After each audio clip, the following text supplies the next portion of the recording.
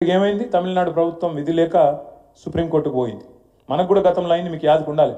మనం పంపిన బిల్లులు కూడా ఇట్లే పైకి వెళ్ళి ఫోన్ రాకపోతే మోడీయో అమిత్ షానో ఫోన్ చేయకపోతే నేను చెయ్యా, ఎందుకంటే మీరు వాళ్ళు మాతో ఒకటిగా లేరు కాబట్టి మేము చెయ్యమని చెప్పి గతంలో కాంగ్రెస్ ఉన్నప్పుడు అదే పని చేసింది. ఇప్పుడు బీజేపీ ఉన్నప్పుడు గవర్నర్ల వ్యవస్థను అట్లే దుర్వినియోగం చేస్తూ ఉన్నారు.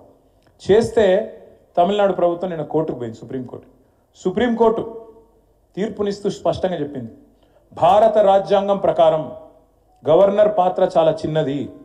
అల్టిమేట్గా ప్రజాస్వామ్య దేశంలో ప్రజలు ఎన్నుకున్న ప్రభుత్వాన్ని ఫైనల్ వర్డ్ కావాలి. వాళ్ళు ఏదైనా బిల్లు పంపితే నువ్వు ఫలానా రోజుల్లో గిన్ని రోజుల్లో నువ్వు సంతకం పెట్టాలి, అంతే తప్ప నీకు అంతకంటే పెద్ద పాత్ర లేదు అని చెప్పి నిన్నటికి నిన్న సుప్రీంకోర్టు ఒక సంచలనమైన తీర్పునిచ్చింది. ఇది ఎందుకు చెప్తా ఉన్నా ఈ మాట అంటే, ఇవాళ ఏ పరిస్థితుల్లో 78 ఏళ్ల తర్వాత ఏ సందర్భంలో వ్యవస్థల మధ్యన పోటీ లాంటిది వచ్చినా మళ్ళీ అల్టిమేట్గా అందరు రాజ్యాంగం దిక్కే చూస్తారు.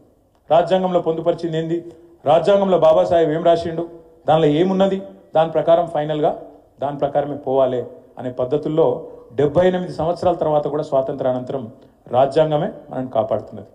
తులవమ్మ గారు మాట్లాడుతూ ఒక మాట అన్నారు, ఇవాళ మనందరం ఇక్కడ నిలబడ్డామంటే మాట్లాడుతున్నామంటే బాబాసాహెబ్ కేవలం ఎస్సీ ఎస్టీ రిజర్వేషన్లు మాత్రమే తేలేదు, మహిళలకు ఓటు హక్కు కావాలి అని చాలా దేశాల్లో, అమెరికాతో సహా చాలా దేశాల్లో పోరాటాలు జరిగిన తర్వాతనే మహిళలకు ఓటు హక్కు వచ్చింది తప్ప లేకపోతే సామాన్యంగా రాలే.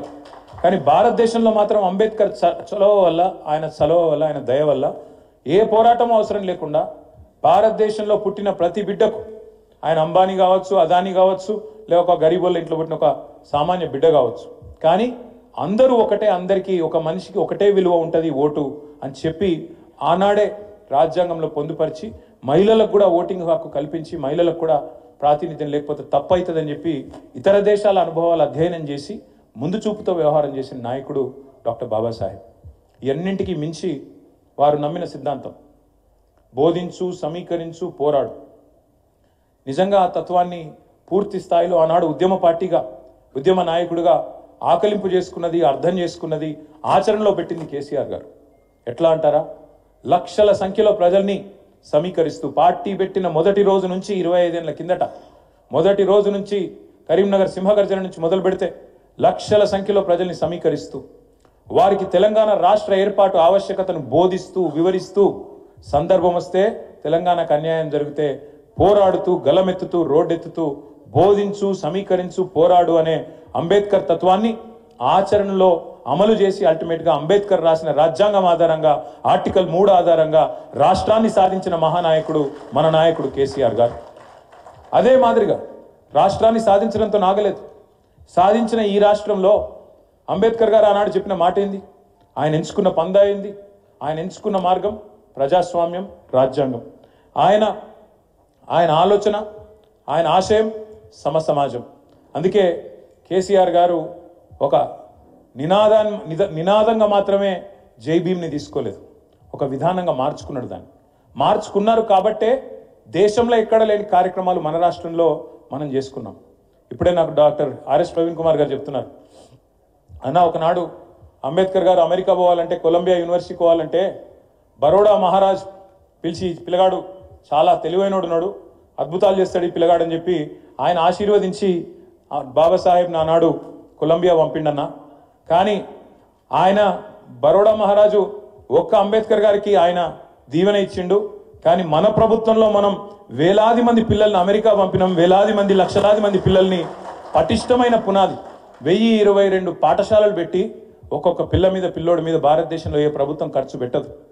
నెలకు 10,000 రూపాయలు, సంవత్సరానికి 1,20,000 రూపాయలు ఖర్చు పెట్టి నీకు బట్టలు, పుస్తకాలు, బ్యాగులు, సాక్స్, బూట్లతో సహా మొత్తం ప్రభుత్వమే అమ్మ, అయ్య మొత్తం అయ్యి, తల్లి, తండ్రి అయ్యి వారిని ప్రపంచంతో పోటీపడే పౌరులుగా తర్ఫీదునిచ్చి హిమాలయాలు ఎక్కించినా లేదా కోడింగ్ చేపించినా మరి అంబేద్కర్ ఆలోచన విధానాన్ని, ఆశయాన్ని ఆచరణలో చూపెట్టిన నాయకుడు మన నాయకుడు కేసీఆర్ గారు. ఇంకొక మాట, కేవలం గురుకులాలు మాత్రమే కాదు, విదేశీ విద్య 20 లక్షల రూపాయలు ఎస్సీ ఎస్టీ పిల్లలైతే బాబాసాహెబ్ అంబేద్కర్ పేరు మీద ఓవర్సీస్, బీసీ విద్యార్థులైతే మహాత్మా జ్యోతిబా పులే పేరు మీద, అదే మాదిరిగా వివేకానంద పేరు మీద అగ్రవర్ణాల్లో వెనుకబడ్డ పిల్లలుంటే వాళ్ళకు కూడా మరి ఊతం ఇచ్చి వారిని కూడా ప్రపంచంతో పోటీపడే పౌరులుగా 7,000 మంది విద్యార్థులను 10 సంవత్సరాల కాలంలో మరి మన తెలంగాణ నుంచి మనం పంపించినట్టుగా భారతదేశంలో ఎవరు చేయలే. అట్లాగే వాళ్ళు చాలామంది మాట్లాడుతుంటారు, మా నాయకులు ప్రైవేట్ సంభాషణలో నాతో, అన్న మనకు దళిత బంధు వల్ల కొంత నష్టం జరిగిందన్న రాజకీయంగా అని మాట్లాడతారు. సరే, రాజకీయంగా నష్టం జరిగితే జరగచ్చు కాక, కానీ రాజకీయాల్లో అప్పుడప్పుడు గెలుస్తాం, అప్పుడప్పుడు ఓడతాం, అవన్నీ కామన్, అది పెద్ద ఇష్యూ కాదు. నష్టం జరిగితే జరిగిండొచ్చు కాక పర్వాలేదు. కానీ కేసీఆర్ లాంటి ఒక సాహసి, ఒక స్వాప్నికుడు, ఒక దమ్మున్న కలేజా ఉన్న నాయకుడు మాత్రమే దళిత బంధు లాంటి పథకాన్ని ఆలోచన చేయగలుగుతారు. ఇంకోటితోని రాజకీయాలు ఆలోచించి లాభ నష్టాలు బేరీ చేసుకొని ఇస్తే సీట్లు వస్తాయా, ఇవ్వకపోతే సీట్లు వస్తాయా అని ఆలోచించడానికి అర్థం కూడా కాదు. ఎందుకంటే ఒక రైతు బంధు పెట్టాలన్నా కలేజా ఉండాలి, ఒక దళిత బంధు పెట్టాలన్నా కలేజా ఉండాలి, ఒక డబల్ బెడ్రూమ్ ఇల్లు కట్టిస్తా పేదవాడికి అని చెప్పాలన్నా దమ్ముండాలి. ఆ దమ్మున్న నాయకుడు కేసీఆర్. సరే, లాభం కొంతమందికే జరగవచ్చు, అందరికీ జరిగింది, మొత్తం రాష్ట్రంలో దళిత సమాజం మొత్తానికి పైసలు అందినాయి నేను అంటలేను.